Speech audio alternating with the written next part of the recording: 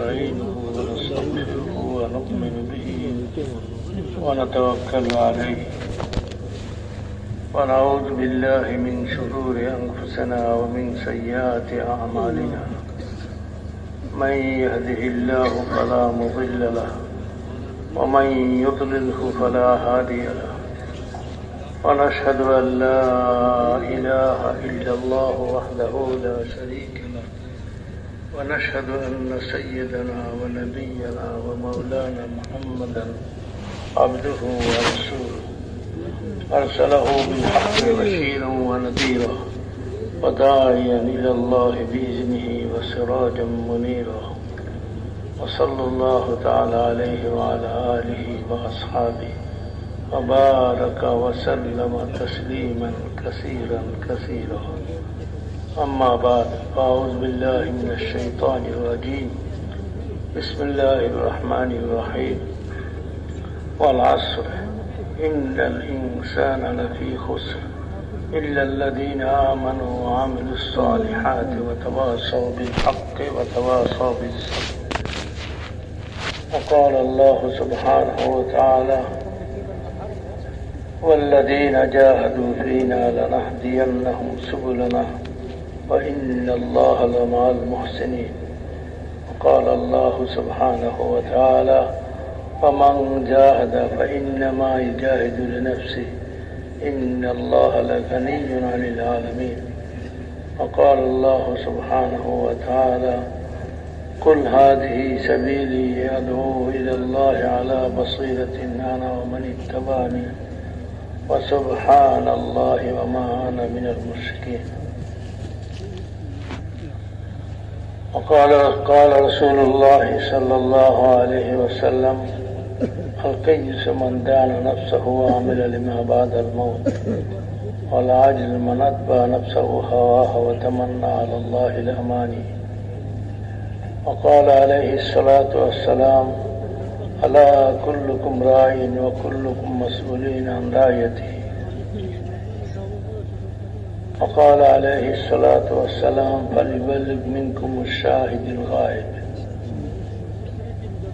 وقال عليه الصلاة والسلام بلغوا عني ولو آية وقال عليه الصلاة والسلام من أمر بالمعروف ونهى عن المنكر فهو خليفة الله في الأرض أو كما قال الله سبحانه وتعالى أو كما قال رسول الله صلى الله عليه وسلم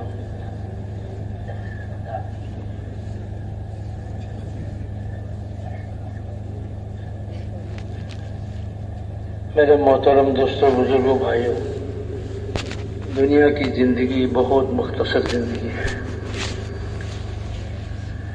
اس کے بعد آنے والی زندگی یعنی آخرت کی زندگی ہمیشہ کی زندگی ہے، وہاں ہمیشہ رہنا ہے۔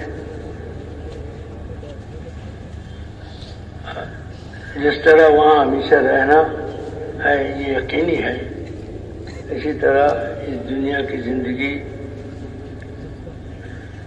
ختم ہونے والی ہے، یہ بھی یقینی بات ہے کہ دنیا کی زندگی ختم ہو جائے گی اور آخرت کی زندگی باقی رہ جائے گی۔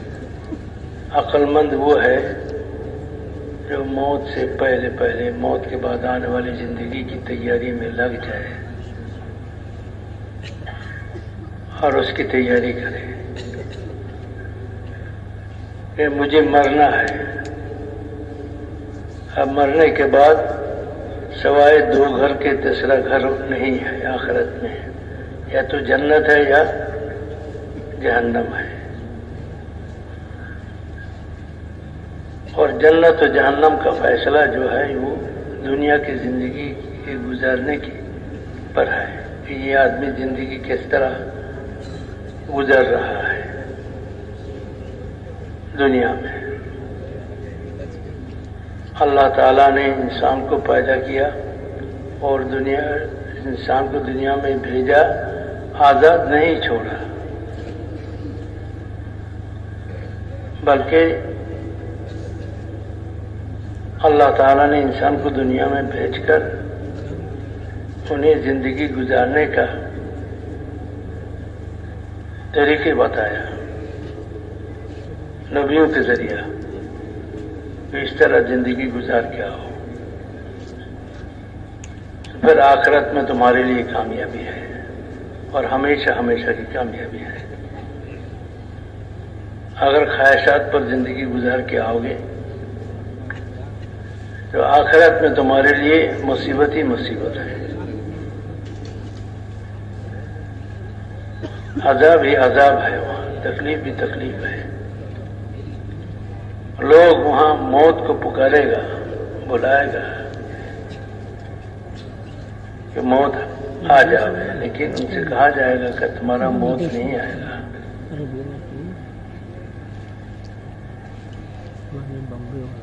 اس لیے حضور صلی اللہ علیہ وسلم نے فرمایا عقل مند وہ ہے جس نے اپنے نفس پر قابو پا لیا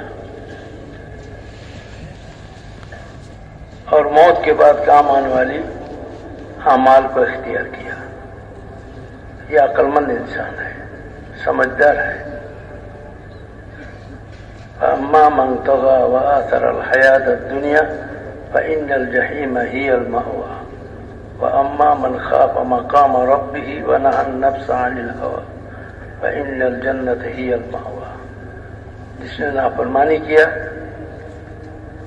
اور دنیا کو آخرت پر ترجیح دیا، دنیا کو دین پر ترجیح دیا، تو اس کا ٹھکانہ جہنم ہوگا۔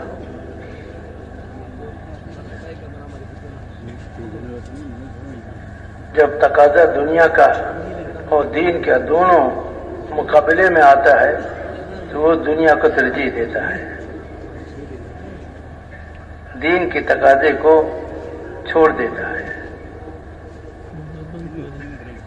جس کا انجام کیا ہے؟ فَإِنَّ الْجَحِيمَ هِيَ الْمَأْوَىٰ، اس کا انجام جہنم ہے، اس کا ٹھکانہ جہنم ہے۔ اور جس نے یہ سوچا کہ مجھے اللہ کے سامنے قیامت کے دن کھڑا ہونا ہے اور اپنی زندگی کا حساب دینا ہے،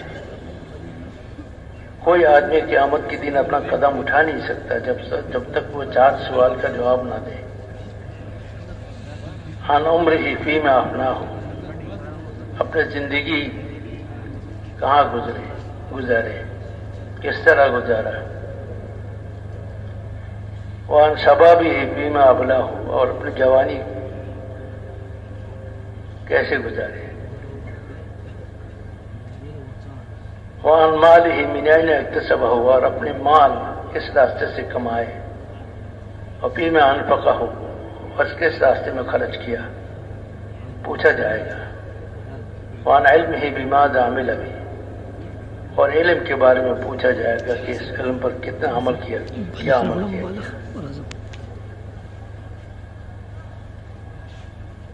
علم کے مطابق عمل کیا گیا کہ نہیں۔ یہ 4 سوال کا جواب جب تک نہ دیا جائے کہ کوئی آدمی قیامت کے دن اپنا قدم سامنے بڑھا نہیں سکتا۔ سورج سر پر ہوگا، زمین تانبے کی طرح بہت گرم ہوگا، سوائے عرش الہی کی کوئی سایہ نہیں ہوگا، عرش الہی کے سایہ کے بغیر کوئی سایہ نہیں ہوگا۔ اور سورج 1 میل کے فاصلے پر ہوگا، انسان پسینہ پسینہ ہو جائے گا،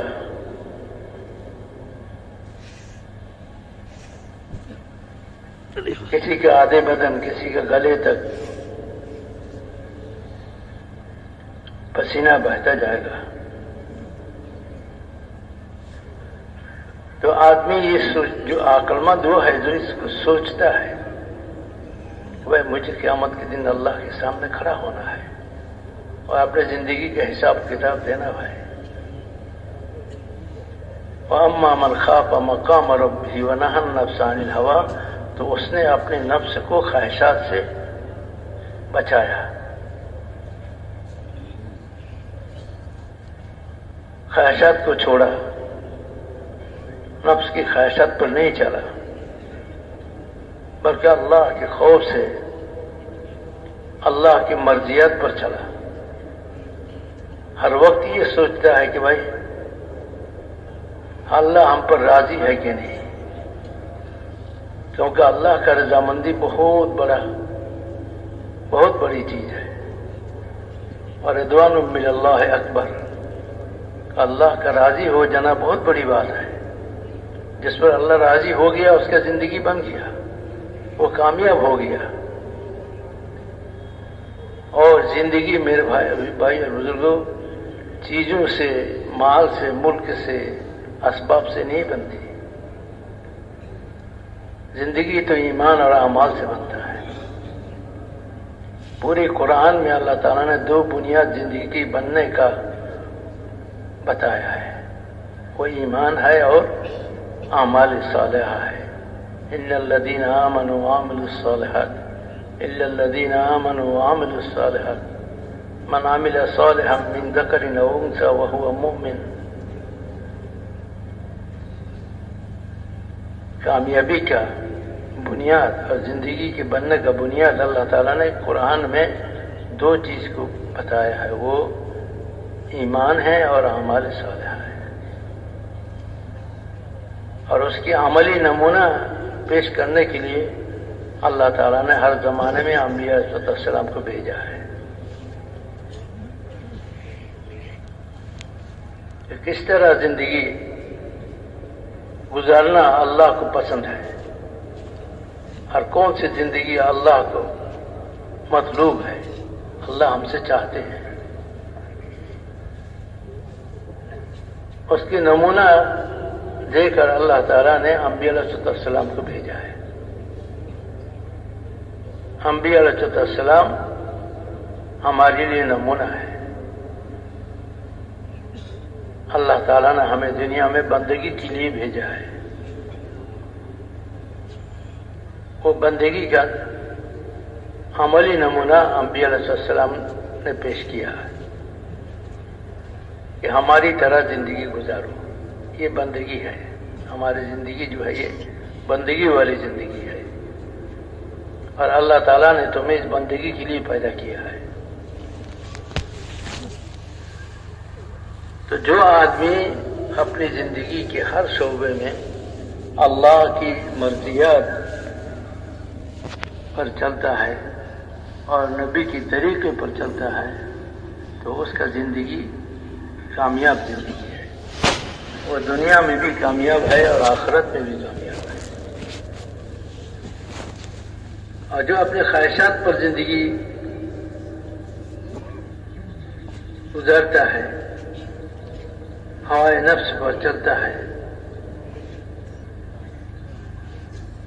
اللہ کے اوامر کو نہیں دیکھتا ہے، اپنے خواہشات پر چلتا ہے، تو اس کا زندگی جو ہے ناکامی والا زندگی ہے۔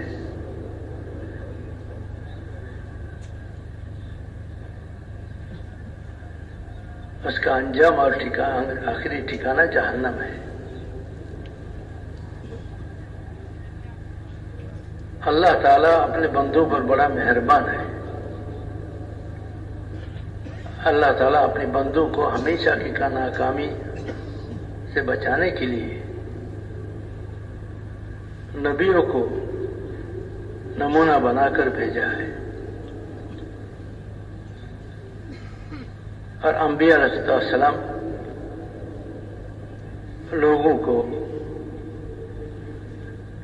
یہ بات سمجھانے کی کوشش کی کہ اے لوگوں، اللہ کو مان کر اور اللہ کی مان کر زندگی گزارو تو کامیاب ہو جاؤ گے، اور اللہ کو مان کر اللہ کی مان کر زندگی کیسے گزارو گے، اس کے لیے ہماری زندگی تمہارے لیے نمونہ ہے۔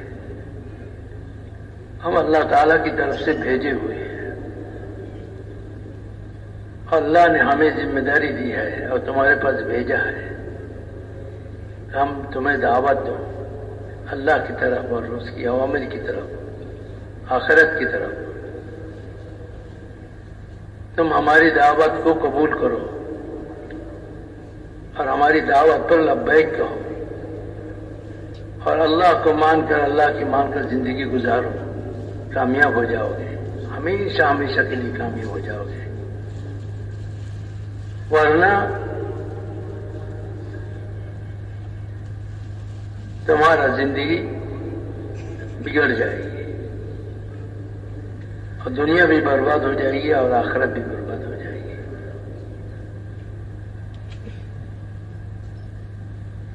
تو میرے بھائی اور بزرگوں، اس طرح آخری نبی حضرت محمد مصطفیٰ صلی اللہ علیہ وسلم تشریف لائے، جس پر اللہ تعالیٰ نے نبوت کو ختم فرما دی اور ان کے بعد کوئی نبی آنے والا نہیں. وہ آخری شریعت، آخری کتاب لے کر آئے. اس کی شریعت مکمل شریعت،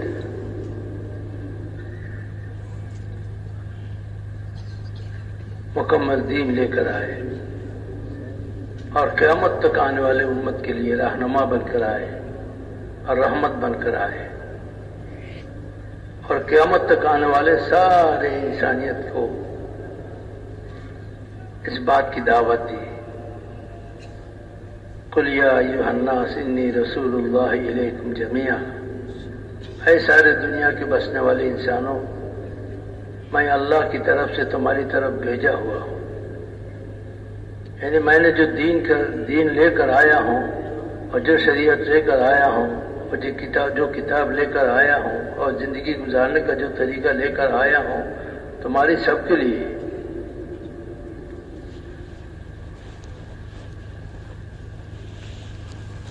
تمام رنگ اور زبان والے،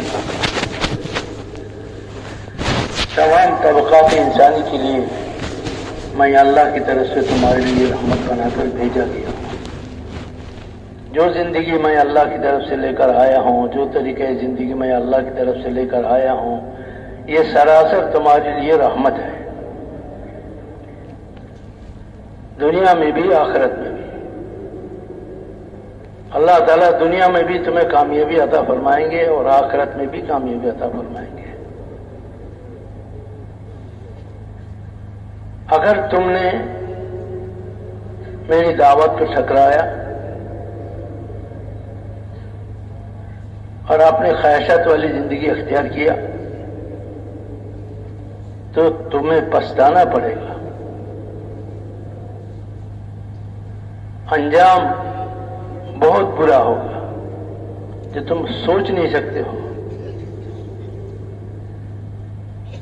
اس لیے میرے لائے ہوئے طریقہ زندگی کو اختیار کرو تو تم کامیاب ہو جاؤ گے.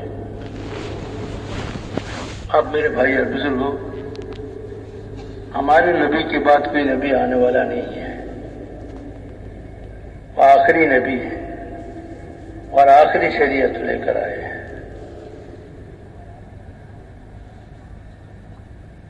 زندگی گزارنے کا مکمل طریقہ لے کر آئے ہیں. اب ہماری ذمہ داری ہے کہ ہم اس طریقے زندگی کو اختیار کریں اپنی ذات سے 100%.